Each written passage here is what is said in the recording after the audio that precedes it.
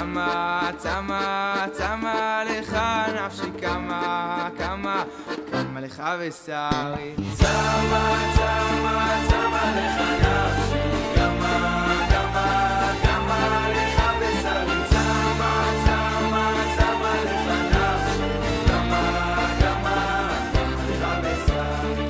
צמה, צמה, צמה לך נפשי כמה, כמה.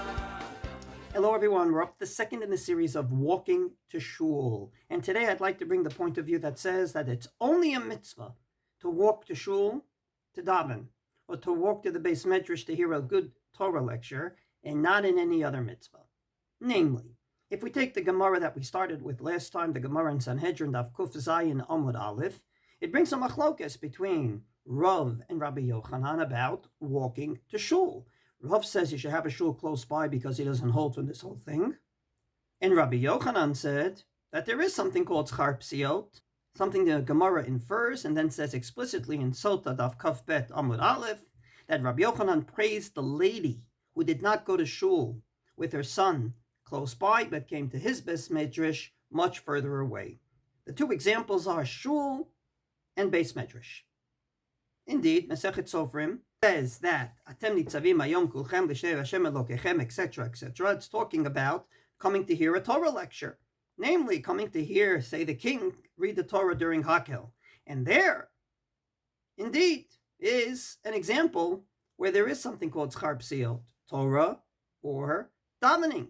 So to the Mishnah and Avot that we quoted. The Mishnah and Avot says, Arba midot b'holchei lebeit hamedrash, 4 different wonderful levels of going to the study hall, and one of them is holech ve'eino oseh, goes there and doesn't learn. Once again, he goes to learn Torah. The only source that we brought last time from all our literature that has nothing to do with shul is a medrash.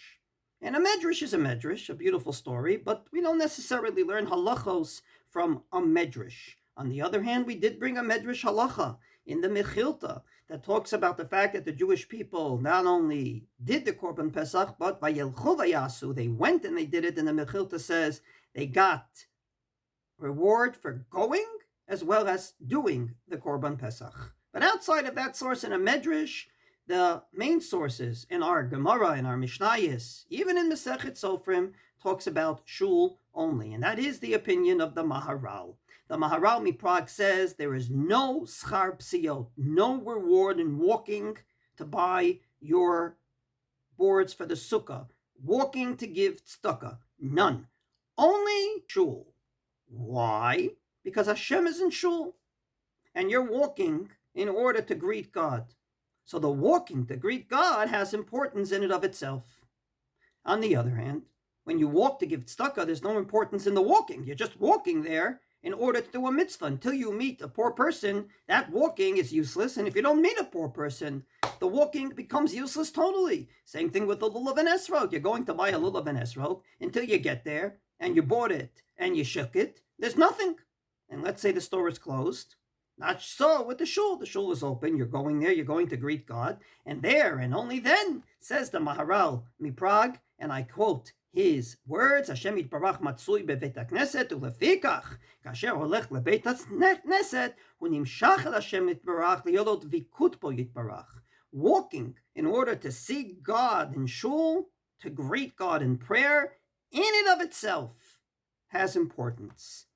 And he's willing to go ahead and to expand this only to Torah learning. Why? Because Torah learning, he says, the highest degree is not to learn on your own, but rather to get it from a Rebbe, to get it from someone else.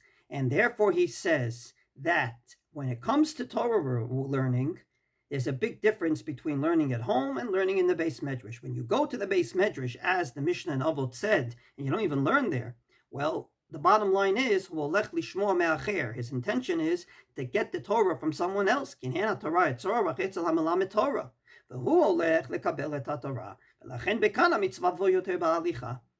willing to concede that with Torah it's different because the highest degree of Torah learning is to get it from a Rebbe, to get it from someone else, just like we got the Torah from God, to continue that. And therefore, going there to hear him is going to do something you can't do at home. Namely, you can order your lulav and esrog to your house. Poor people can knock on your door. But in order to learn Torah, you got to go to the person. Yes, today we have the internet and whatnot. But if you're going to hear a lecture by someone, you're going to the Torah learner to do something you can't do alone. And the same thing is true with minyan. You're going to shul to say Kaddish, Kedusha, Baruch Hu, things you can't do at home.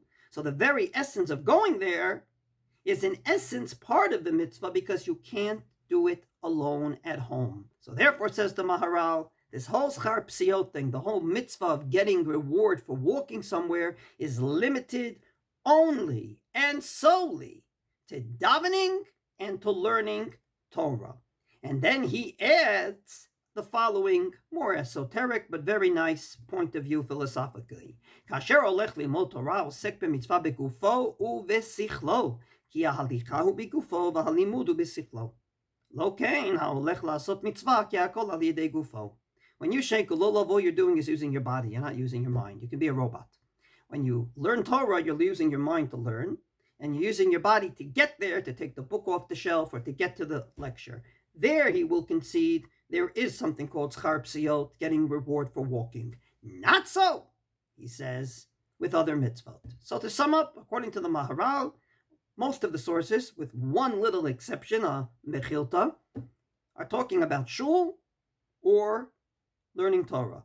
Then, and only then, do you get reward for getting to the mitzvah. But in other mitzvot, the mitzvah is to do the mitzvah. Getting there is your own business. You don't get reward for it.